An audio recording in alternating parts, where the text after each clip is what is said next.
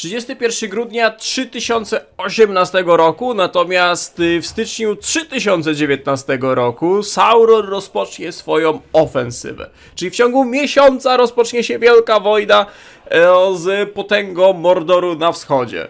I na pytanie, czy Rohan jest gotowy, aby po pierwsze uratować Gondor, a po drugie ścisnąć i zniszczyć Mordor, no to oczywiście klasycznie nie jesteśmy przygotowani do tej wojny, bo ledwo co skończyliśmy wojnę na zachodzie z Isengardem i Dunlandem, a teraz trzeba pośpiesznie przygotować się na wielką, dużo większą, bardziej zaciętą i na pewno bardziej epicką wojnę na wschodzie. A ja Szalom, witam wszystkich oczywiście bardzo serdecznie, Zamierzająca z tej strony. To jest drugi dodatkowy odcinek z przygód, z fabułki naszego Rohanu pod wodzą oczywiście Theodena. Ostatnio zmiażdżyliśmy Isengardy, wygoniliśmy, przegoniliśmy Grimmę oraz ścisnęliśmy, zniszczyliśmy, podporządkowaliśmy sobie ludy na zachodzie od Iseny, na zachód od Iseny, w sensie ludy Dunlandu, a dzisiaj ruszamy na wschód, także co, łapki w górę, soczyste komentarze, Discordziki, Patronite'y, Twitterki również polecam, zajęcze, żeby być na bieżąco ze wszystkim. No i przede wszystkim zapraszam na kolejny odcinek. Chcesz kupić sobie nową grę? Kupuj tanio i bezpiecznie na Enevie. Tysiące gier w najniższej cenie. Koniecznie zakupy korzystając z naszego linku Zająca, który przeniesie cię do świata najtańszych gier. Nie bądź lewą, kupuj na Enevie. Patrzcie, jak się posojuszowali. Na pół znanego nam Śródziemia powstał gigantyczny sojusz od Haradu aż po mroźne pustkowia na północy. Są i Sterlingowie. Wow, jakie wielkie zjednoczone run. Tu zaczyna jako takie podziabane małe coś, a tutaj mamy wielki zjednoczony Hanat runu?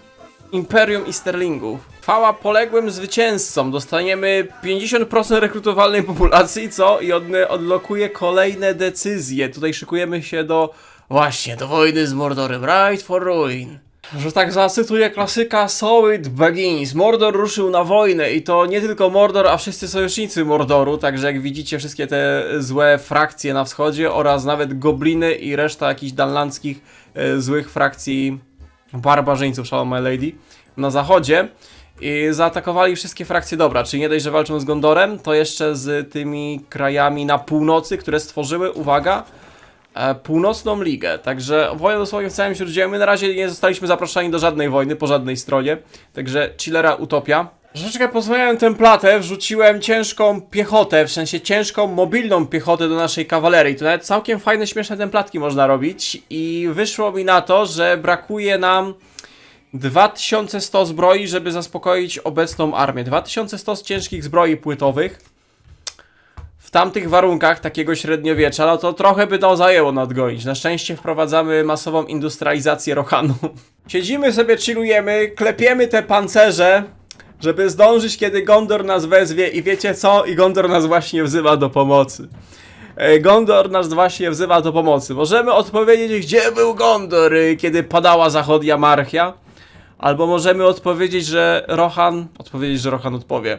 Możemy że Rohan odpowie. And the Rohan shall answer. Dołączymy do wojny po stronie frakcji dobra z Mordorem, tylko trzeba pamiętać, że tutaj wojny są na wielu frontach. I my oczywiście tej wojny jesteśmy kompletnie nieprzygotowani. Haha, kto by się spodziewał? Haha. Na razie to chyba będziemy dbać o zachodnią granicę. Rozstawimy się tutaj, a nasz Gamling uda się na zachód, bo to jest jakieś dzikie plemię Dunlandu. Będziemy musieli... Aha, te plemiona też między... Ile to jest My Lady? Shalom! I wszystkie są z tego, z serialu Wikingowie. Będziemy musieli oczyścić... Aha, bo tu jeszcze są gobliny.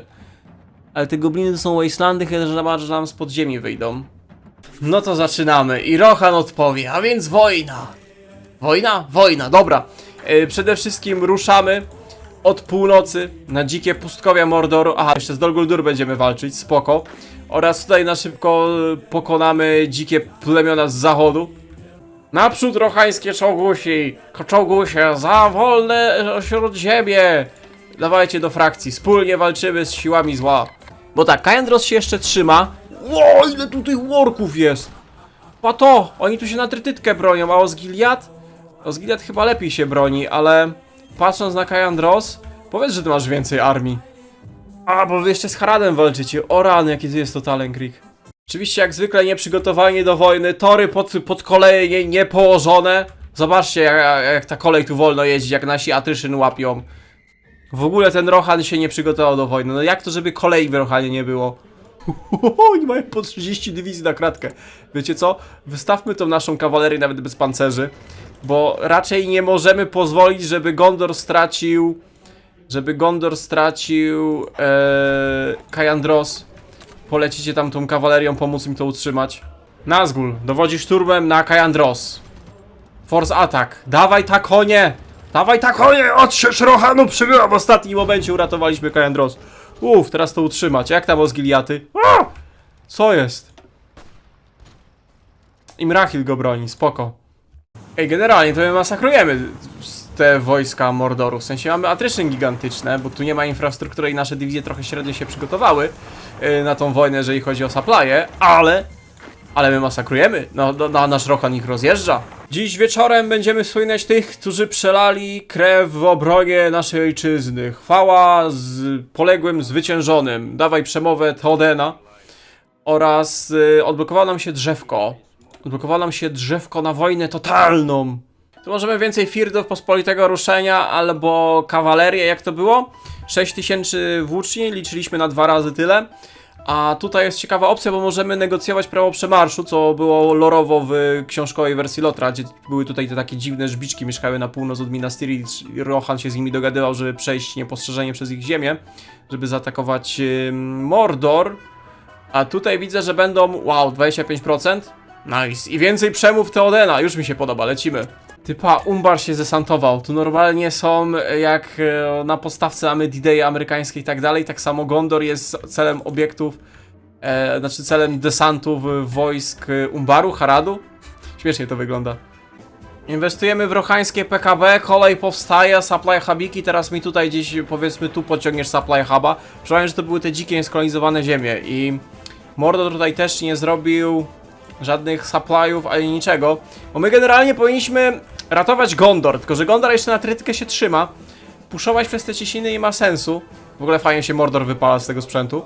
To wpadłem na pomysł, że może my zaatakujemy od północy. Taka wielka horda Rohanu od północy zaatakuje i zmiażdży to wszystko, co się wzdłuż Anduiny, workowego bandyterki nagromadziło.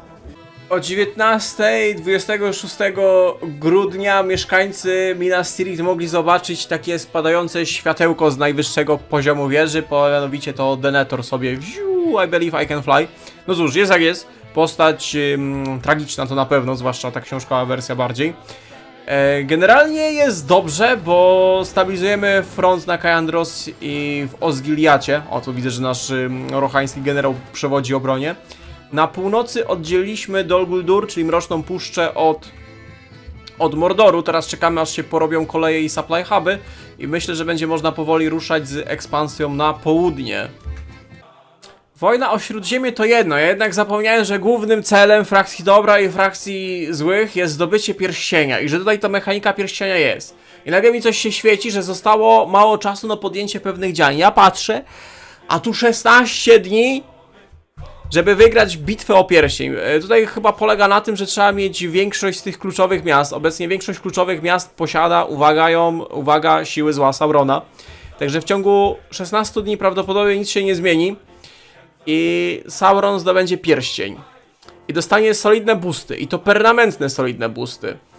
Także fajnie, jakbyśmy jednak znaleźli ten pierścień i mogli go zniszczyć. No nie wiem. A nie, my wygraliśmy? Halo, co? Frodo zniszczył pierścień? Okej. Myślałem, że musimy te miasta w większości kontrolować i że to jest ta mechanika. No dobra, jedyny pierścień został zniszczony, tak? Wow, i na ile on ma te debuffy? Na rok. Przez rok? Ojej, wieża się, anarchia rozwaliła, no tak.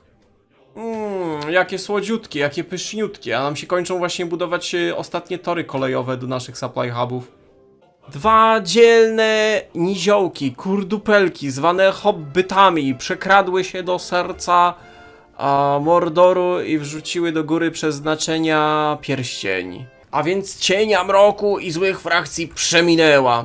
Pytanie tylko, czy my będziemy w stanie roku Bo w ciągu roku Sauron sobie odbuduje pierścień, wyklepie nowy, wytopi. Mamy rok czasu na te debuffy Sauronowe, żeby wjechać w Mordor.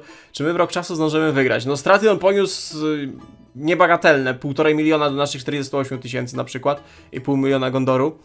To czy my damy radę? My wchodząc do tej wojny byliśmy całkowicie nieprzygotowani. Zakładam, że Gondor też był całkowicie nieprzygotowany i dalej jesteśmy nieprzygotowani. Także nie wiem, czy poświęcenie Froda i tego rudego kurdupla wyjdzie na dobre wszystkim. Aragona koronowali na króla. Pierścień zniszczony, tylko Mordor nie zniszczony. Dalej Osgiliaty i wschodnia strona Ithilien razem z Mordorem nie zostało wyzwolone. Od północy zbliżamy się do Czarnej Bramy. Jak zdobędziemy Czarną Bramę, to będzie dużo. To będzie naprawdę duży sukces. Bo raz, że będziemy mogli się wlać de facto do Mordoru. Tak, możemy się wlać do Mordoru. On cały czas tymi głównymi siłami stoi tutaj. Oraz część armii, która niestety w większości stoi na tych pustkowiach, ale będziemy mogli tutaj wzdłuż sobie tych wzgórz polecieć i spróbować zrobić gigantyczny kociołek. Albo lepiej, po co tędy, jak możemy wjechać od Mordoru, wyjdziemy przez Minas Morgul, jak armia Mordoru wychodziła przez Minas Morgul i sobie tu cyk cyk ich wszystkich podcinamy. Pciu. Ludzie, tu nikogo nie ma w tym Mordorze, taki Theoden stoi na koniu w tym swoim niebieskim ortalioniku, rozgląda się pod tą górą przeznaczenia. Ludzie, tu nikogo nie ma! Górę wywaliło, Barad-dûr zniszczony po eksplozji pierścienia, w sensie po zniszczeniu pierścienia, ból, smutek i ubóstwo, tylko orkowie na linii frontu jak te mobiki ruskie siedzą i nawet nie wiedzą, że kraj im upadł. No tu nikogo nie ma, patrz! Odkąd my przeszli przez te bagna i supply huby, my tory połączyli, jaka tu sieć kolejowa. Pandolino zaraz tędy puszczę na Rohanie. Łączymy właśnie kolej, puszczamy z Tol Garad do Czarnej Bramy, żeby tutaj supply hubika podłączyć. No przecież jak my tam wjedziemy tą naszą husarią, kawalerią, może i jestem spaczony. Być może stoimy przed historyczną szansą, że zająć Barad-dûr i zniszczyć Mordor. Moglibyśmy to zrobić, ale spaczenie zająca woła, aby zrobić największy kociołek w dziejach Śródziemia i otoczyć armię Mordoru przy Kajandros i w Osgiliatach. Idę tam tylko po to, żeby nabić statystyki Mordoru. Gdzie jest Mordor? Aby nabić statystyki Mordoru w tym kociołkach. Dokładnie tak, moje spaczenie nie zna granic. Mogliśmy zniszczyć Mordor od razu, jak Isildur, ale nie. Ty, a bo tu jest przez Cirith Ungol jest boczne przejście, pato. No jakie sprytne. Tu jest Wasteland, tu jest przejście obok, fajne. Ty, do Divine Conquer mogliby coś takiego dać. No. Ride for the Ruin! Teraz, kiedy pierścień jest zniszczony i Mordor ma debuffy, wrzucimy sobie szarżę Rohirrimów spod Minas Tirith. O nie, jak to Theoden? Co jest? Slay Witch King, no. No dobra, na razie szarżujmy. Nie mówcie Theodenowi. Nie! Nie! Nie! A miało być tak epicko, czemu oni skapitulowali? Gondor zajął Barad-dûr, no nie dali się pobawić, no. Chociaż może jeszcze jakieś czystki, bo oni okupują Osgiliath. Nie no, patrzcie ile mi się celów skipnęło. No, ja wiem, że my troszeczkę nielorowo od północy weszli do Mordoru, ale Mordor nie przekroczył rzeki, także nie mieliśmy jak tam bić się z tej strony, bo byśmy musieli kawalerią przez rzekę puszować. Naszymi czołgami, kawalerią. Ja tyle czasu tutaj pociłem, tory budowałem i kiedy weszliśmy do Mordoru, to on wziął i skapitulował, bo te bobbity zniszczyły pierścień. No dobra, przynajmniej możemy świętować pokonanie Saurona. Zobaczmy, co tu jeszcze jest. Bo w ten sposób Theoden przeżył. No właśnie, zrobiliśmy, że Theoden przeżył. O zgrozo, Theoden przeżył. Bo nie musiał pokonać Witch Kinga, w sensie walczyć z Witch Kingiem. Nie walczył też z olifantami od Haradu. Nie robiliśmy marszu na Czarną Bramę, bo my w sumie nie zajęliśmy Czarną Bramę niestrzeżoną. Ten Stalingrad będzie waszym Stalingradem! Armia Paulusa nawet nie dowiedziała się nigdy, w sensie orkowego Paulusa. Nigdy się nie dowiedziała. O, uciekł, a przed chwilą tu jeszcze był generał. Przed chwilą tu jeszcze był generał. Nigdy się nie dowiedzieli o upadku, walczyli do końca. Jeszcze trochę attrition nabijemy. Szkoda, że spod Kajandros te dywizje wyparowały, a tu walczyły dalej. Nie wiem od czego to zależy, ale przynajmniej tutaj możemy się rozkoszować soczystym kociołkiem i więcej strat Mordorowi nabić. No kurde, szkoda, no już wyobraźcie sobie, jakie to byłoby piękne, jakbyśmy tutaj wbili, zrobili największy kociołek w historii Śródziemia. O tak. Arise, arise, Riders of Rohan! Dokładnie tak, mamy No, mamy kolejne boosty, kolejna przemowa pana Theodena. Ale to jest gigachat. Ależ to jest gigachat. Division Attack plus 25, Division Defense. Dobrze, że on przeżył. Dobrze, że on przeżył i nie musiał się z tym Witch Kingiem walczyć. Na koniec naszego lorowego drzewka możemy dokonać tych zaślubin lorowych. Aomer poślubi Lotiriel, tak? Eowina wyjdzie za Faramira. A my będziemy mogli jako Rohan odnowić przysięgę wierności odnośnie Gondoru. To jest to nawiązanie, co Gondor przekazał Rohanowi tę ziemię, bo Rohan był gdzieś chyba stąd pochodził ten lud Rohanu, mogę się mylić, ale coś takiego było, że Rohan gdzieś z tych ziem pochodził, w sensie lud, i Gondor go tutaj osiedlił w zamian za przysięgę, że będą zawsze ich wspierać, wspomagać i tak dalej. W serii, w której mieliśmy niejako upamiętnić aktora grającego postać Theodena w Lotrze, doprowadziliśmy przypadkowo, zupełnie przypadkowo do sytuacji, że Theoden przeżył. To był zbieg mojego spocenia, mojego spaczenia i troszeczkę szczęścia, że raz, że hobbity zniszczyły pierścień, nie do końca wiem, jak ta mechanika w takim razie musi działać, a po drugie, że my przebijając się przez bagna i te pustkowia wyszliśmy od północy do Mordoru niestrzeżonego przy tych debuffach i Gondor de facto sobie zajął te kilka prowincji, których intencjonalnie nawet nie chciałem zajmować. Specjalnie zostawiłem te jednostki, wiedzieliście, że wszystko rzucałem na Mordor, w sensie na Minas Morgul, żeby wbić do Ithilien na plecach i zrobić te kociołki. No trudno, nie wyszło. Także skipnęło nam tutaj tą fabułkową część bitwy na polach Pelenoru, bo Rite for Ruin i te wszystkie Olifanty, Witch Kingi się niestety nie zrobiły. Znaczy niestety, bo teraz Theoden żyje z tymi swoimi boostami, tak? To by Theodred go zastąpił. A co ciekawsze, Theodred u nas również przeżył, bo się postaraliśmy, żeby przeżył. Także mamy zdrowego, szczęśliwego pana Theodena, będzie na wieczność w naszych serduszkach władał Rohanem. Samą wojnę o pierścień można chyba już uznać za wygraną, bo Isengard zniszczony, Dol Guldur też już widzę tutaj wymiera, Mordor oczywiście zniszczony, Gondor sam sobie już tutaj puszuje, odbija to wybrzeże Haradu, odbił, a teraz sobie puszuje. My też już na autopuszu wchodzimy w Easterlingą, więc można uznać, że to jest już wygrane. Zwłaszcza, że całą część fabułkową drzewka zrobiliśmy. Generalnie modyfikacja genialna.